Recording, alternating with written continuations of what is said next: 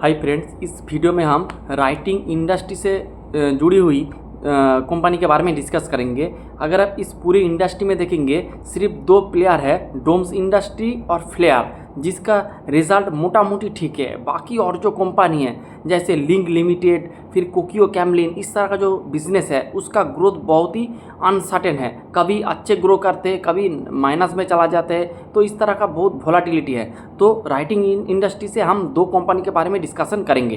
तो चलिए वीडियो को स्टार्ट करते हैं। पहले हम डोम्स इंडस्ट्री के बारे में देखेंगे। तो अगर आप डोम्स इंडस्ट्री को देखेंगे, अगर पूरे राइटिंग इंडस्ट्री को देखेंगे, तो इसका बिजनेस थोड़ा डाइवर्सिफाइड हो गया है, क्योंकि ये सिर्फ पेन वगैरह नहीं बेचते। पेन के साथ साथ ये लोग ऑफिस स्टेशनरी, फिर आपका स्कूल स्टेशनरी, फिर जैसे डोम्स उसका बच्चे का जो डायपर का एक सेगमेंट है, उसके साथ उसका बैग का एक सेगमेंट है जिसका नाम है स्कीडो, और जो डायपर का सेगमेंट है उसका नाम है यूनिक्लेन करके। तो इस तरह का बहुत सारे प्रोडक्ट ये लोग सेल करते हैं।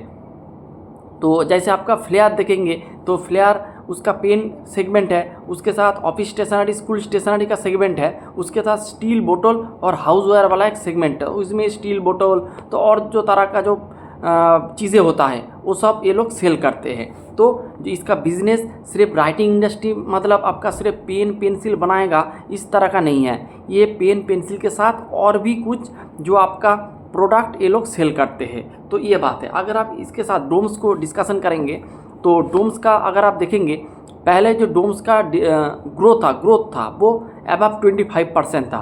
तब देखेंगे डोम्स अच्छा खासा पैसा बना रहा था। अगर आप रिसेंट क्वार्टर में देखेंगे, तो डोम्स का ग्रोथ रेट धीरे धीरे नीचे की दिशा में आ रहा है। मैनेजमेंट का गाइडेंस भी था कि ये लोग 18 से 20 के बीच ये लोग ग्रो करेंगे, और उसके साथ इसका ग्रोथ भी है 21%।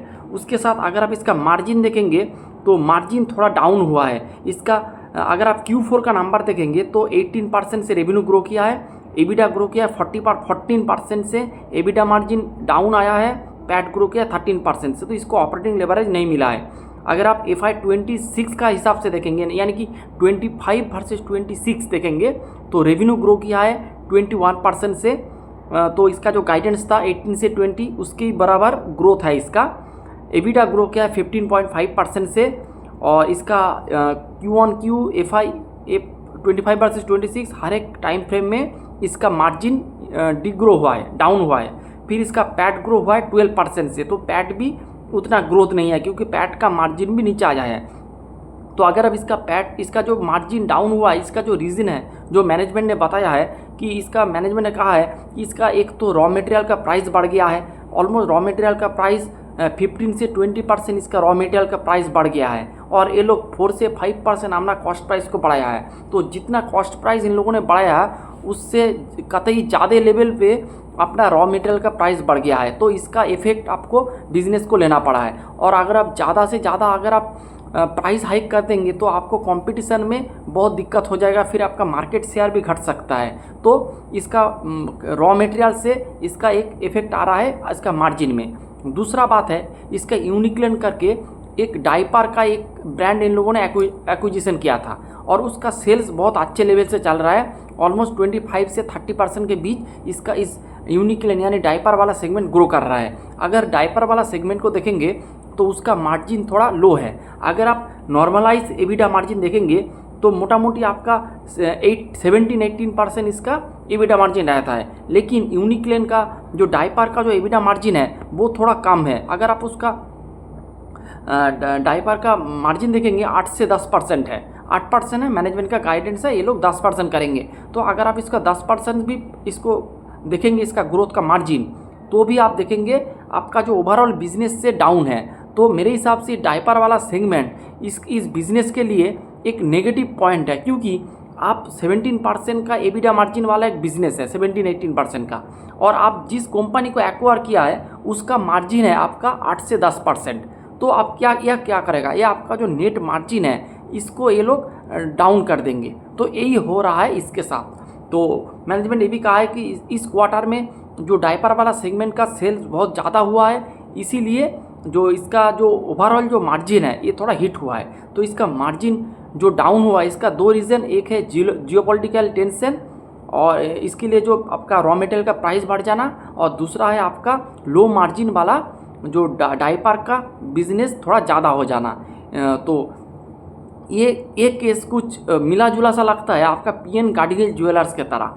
ये ऑफ टॉपिक डिस्कशन है। पीएन गाडगिल ज्वेलर्स का देखेंगे उसका भी मार्जिन डाउन हुआ है।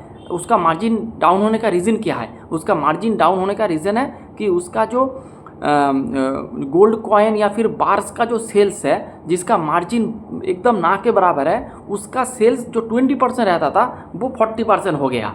तो इसी रीज़न की वजह से उसका नेट डेट लेवल पे मार्जिन डाउन हो गया। इसके साथ भी ये हुआ है डोम के साथ। उसका overall margin industry level margin है 17% और इसका डायपर का सेगमेंट का मार्जिन है 8 से 10% और इसका ज़्यादा से ज़्यादा सेल हो गया आपका डायपर वाला सेगमेंट का इस क्वार्टर में। तो इसीलिए पूरा ओवरऑल मार्जिन को थोड़ा ड्रैग कर दिया है। तो ये थोड़ा मिलता जुलता सा एक केस स्टडी है, इसीलिए मैंने बताया।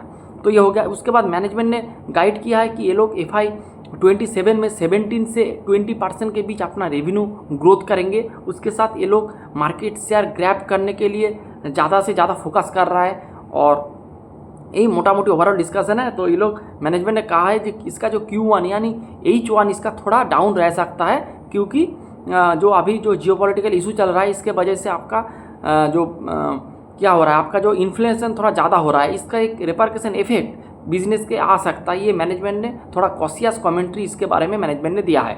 तो यही मोटा मोटी डिस्कशन है। अगर आप इसका वैल्यूएशन करेंगे तो आपको ये बिजनेस 50 के पी में मिल जाएगा FY27 के हिसाब से। तो 50 का पी और इसका ग्रोथ है मोटा मोटी आप 20% आप पकड़ लेंगे तो भी मेरे हिसाब से जो इसका वैल्यूएशन है वो बहुत ही ओवर वैल्यूड है। जो मैंने कुछ दिन पहले एक बात किया था कि आपका हाई प्राइस के साथ हाई ग्रोथ बरकरार रखना बहुत ज़रूरी है, क्योंकि अगर आपका ग्रोथ हाई है और उसके साथ आपका पी हाई है, ये ठीक है, ये इसमें आपको स्टॉक प्राइस में दिक्कत नहीं आएगा। लेकिन आपका पी हाई है और उसके साथ आपका ग्रोथ नीचे घट रहा है, ये एक डेंजरस कॉम्बिनेशन है। आप सभी एनालिस्ट लोगों को, सभी इन्वेस्टर को इसके बारे में देखना चाहिए। डोम्स इंडस्ट्री भी एक उसी तरह का एक एग्जाम्पल है। पहले ये ऑलमोस्ट 30% से ग्रो करता था, लेकिन अब और फिर उसका पी था 70। आप देखेंगे उसका ग्रोथ रेट आ चुका है हाई टीन में, यानी 17, 18, 20% से ग्रो कर रहा है। था आपका 30 का, आ गया 20 का और उसका पी था तब 70 का। तो अब पी भी नीचे नीचे डीरेट हो रहा है, लेकिन इसका अभी भी इसका हाई पी रह गया है, क्योंकि इसका ग्रोथ था, पी भी ऊपर था। अब क्या हो रहा है, अब ग्रोथ नीचे आ गया है। तो इसका जो बिजनेस का जो प्राइस, जो पी का रीरेटिंग होना बहुत दिक्कत है। तो इसीलिए आपको इस लाइन के ऊपर बहुत अच्छे से फोकस करना चाहिए, क्योंकि जब हाई पी हाई ग्रोथ रहेगा तब ठीक है, लेकिन अगर आपका ग्रोथ घट गए हाई पी में तो ये बहुत डेंजरस कॉम्बिनेशन है। इस बात को आपको अच्छे से देखना चाहिए। फिर चलते हैं हम फ्लेयर के बारे में। अगर आप फ्लेयर को देखेंगे, ये भी एक राइटिंग इंडस्ट्री में है। इसका भी पेन का सेगमेंट है, फिर इसका एक OEM का सेगमेंट है, यानी ये लोग पेन का जो पुर्जे होता है, छोटे बड़ा जो नीब होता है, इस तरह का जो पेन का जो पार्ट्स होता है, ये लोग ये सेल करते हैं। डोमेस्टिक में भी करते हैं और इंटरनेशनल भी ये लोग सेल करते हैं। तो इसका OEM का एक मैन्युफैक्चरिंग पार्ट है। तो इसका अगर बिजनेस देखेंगे तो इसका पेन्स, इसका जो ऑलमोस्ट कंट्रीब्यूशन आप देखेंगे ऑलमोस्ट 70% है। फिर क्रिएटिव्स, आपका ऑफिस स्टेशनरी, स्कूल स्टेशनरी, इस तरह का जो प्रोडक्ट है उसका परसेंटेज है 25% और रिमेनिंग जो 7 से 8% है वो स्टील बोतल का है। अगर आप देखेंगे इसका जो पेन का जो सेगमेंट है ये सबसे स्लो ग्रोथ वाला एक इंजन है, और लेकिन इसका पेन का सेगमेंट सबसे ज़्यादा कंट्रीब्यूट करता है। तो क्या हो रहा है यादर, आपका 70% रेवेन्यू का कंट्रीब्यूशन है पेन का, लेकिन उस सेगमेंट का ग्रोथ अब सबसे कम है, और जिस सेगमेंट का ग्रोथ सबसे ज़्यादा है उसका कंट्रीब्यूशन सबसे कम है। अगर आप देखेंगे पेन जो सेगमेंट है उसका ग्रोथ अगर आप देखेंगे तो वो है आपका Q4 ऑफ FY26 में है -4% और FY26 में है 2%। लेकिन मैनेजमेंट का गाइडेंस था कि FY26 में ये लोग अपना पेन का जो डिवीज़न है इसको ये हायर सिंगल डिजिट में ग्रो करेंगे, यानी 7, 8, 9 इस तरह का परसेंटेज ग्रोथ का इसका गाइडेंस था। लेकिन ये लोग ग्रो किया कितना परसेंट से, ओनली एंड ओनली 2% से। तो मेरे हिसाब से ये बहुत अच्छी बात नहीं है इन बिजनेस वाइज, क्योंकि आपका जो सेगमेंट सबसे हाईएस्ट रेट में ग्रो कर रहा है उसी सेगमेंट में आपका ग्रोथ सबसे घटिया है। तो ये बिजनेस को बहुत भुगा रहा है।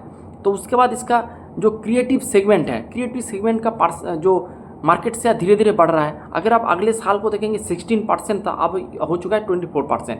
ये सेगमेंट बहुत अच्छे से ग्रो कर रहा है। फिर स्टील बोतल का सेगमेंट इसका सबसे हाईएस्ट ग्रोथ वाला सेगमेंट है। इसका ग्रोथ अगर आप देखेंगे तो ऑलमोस्ट स्टील बोतल FY26 में 95% से ग्रो किया है और क्रिएटिव वाला सेगमेंट 74% में FY26 में ग्रो किया है। लेकिन इसका टोटल कंट्रीब्यूशन अगर आप देखेंगे तो 30% है और रिमेनिंग 70% है इसका पेन का डिवीज़न, जिसका ग्रोथ एकदम ना के बराबर है। तो ये जो कॉम्बिनेशन है, ये कॉम्बिनेशन इस फ्लेयर बिजनेस को बहुत दिक्कत दे रहा है। लेकिन अगर आप देखेंगे जो इसका जो पेन का सेगमेंट है, जिसका परसेंटेज ऑलमोस्ट 80% के ऊपर था, अब वो घट के आ चुका है 68%। तो मैनेजमेंट भी ट्राई कर रहा है पेन का सेगमेंट को थोड़ा डाउन करके आपका जो स्टील बोतल और क्रिएटिव वाला जो सेगमेंट जिसका ग्रोथ अच्छा है, जिसका मार्जिन भी अच्छा है, उसका ग्रोथ धीरे धीरे बढ़ाना। तो ये बात है। उसके बाद जो और एक इसका अच्छा बात है, ये आपको बुरा बात है। फिर अच्छे बात अगर आप देखेंगे तो इसका ओन ब्रांड सेल्स बहुत अच्छा है। अगर आप इसका ओन ब्रांड सेल्स देखेंगे तो ऑलमोस्ट 90% इसका जो सेल्स होता है ये खुद का ब्रांड का प्रोडक्ट ये लोग सेल करते हैं। यानी ये आपका जो बैकएंड जो मैन्युफैक्चरिंग वगैरह होता है सब कुछ खुद के प्लांट पे होता है, खुद का मैन्युफैक्चरिंग फैसिलिटी में होता है। तो ये बहुत अच्छा है। इसका 90% जो माल बिकता है वो इसका ओन मैन्युफैक्चरिंग वाला माल है। तो ये बात है। उसके साथ इसका अगर आप इसका जो OEM का जो पोर्शन है, यानी ये जो पेन का जो छोटे छोटे जो पार्ट्स वगैरह बनाते हैं वो खुद के लिए भी बनाते हैं और दूसरे जो कंपनी है उसके लिए भी बनाते हैं। लेकिन उस सेगमेंट धीरे धीरे डाउन हो रहा है। अगर आप देखेंगे -20% से उस OEM वाला सेगमेंट डिग्रो कर रहा है। तो ये मोटा मोटी बात है। अगर आप इसका रिजल्ट को देखेंगे तो इसका रेवेन्यू मोटा मोटी 8.4% से ग्रो किया है, FY27 में 15.8% से ग्रो किया है और EBITDA 23% से ग्रो किया, यानी ऑपरेटिंग लेवरेज इसको मिला है। EBITDA मार्जिन भी इम्प्रूव हुआ है। पैट अगर आप देखेंगे 18% से ग्रो किया है और FY27 में भी 18.7% से ग्रो किया है और पैट का मार्जिन वो भी इम्प्रूव हुआ है। तो अगर आप देखेंगे डोम्स के साथ अगर आप फ्लेयर को कंपेयर करेंगे तो फ्लेयर का नंबर थोड़ा अच्छा है, क्योंकि इसका जो ग्रोथ था वो जो गाइडेंस था उसके अनुसार ग्रो किया है। और अगर आप इसका मार्जिन वाला पार्ट देखेंगे तो मार्जिन वाला पार्ट भी इम्प्रूव हुआ है, लेकिन डोम्स का मार्जिन वाला पार्ट डाउन हुआ है। लेकिन आपका जो फ्लेयर का है वो मार्जिन इम्प्रूवमेंट है। ये बहुत ही अच्छे है कोई भी बिजनेस के लिए। उसके साथ अगर आप इसका वैल्यूएशन कैलकुलेट करेंगे तो देखेंगे फ्लेयर मोटा मोटी 20 के पी में मिल रहा है। तो अगर मेरे को इस डोम्स और फ्लेयर के बीच में चुनना है तो मेरे को फ्लेयर मेरे को पसंद आया है, जो इस फ्लेयर के साथ आप जा सकते हैं क्योंकि इसका बिज़नेस बहुत अच्छे से चल रहा है। लेकिन मेरे हिसाब से पूरे राइटिंग इंडस्ट्री बहुत बुरे फेज में चल रहा है, उसका कोई भी बिज़नेस का उतना अच्छा ग्रोथ नहीं है। मैं तो एक भी राइटिंग इंडस्ट्री का जो कंपनी है उसको मेरे पोर्टफोलियो में नहीं रखूँगा। अगर मेरे को चूज़ करना है डोम्स और फ्लेयर के बीच में तो मैं फ्लेयर को चूज़ करूँगा। तो ये था आज का video. Hope you like the video. Thanks for watching the video.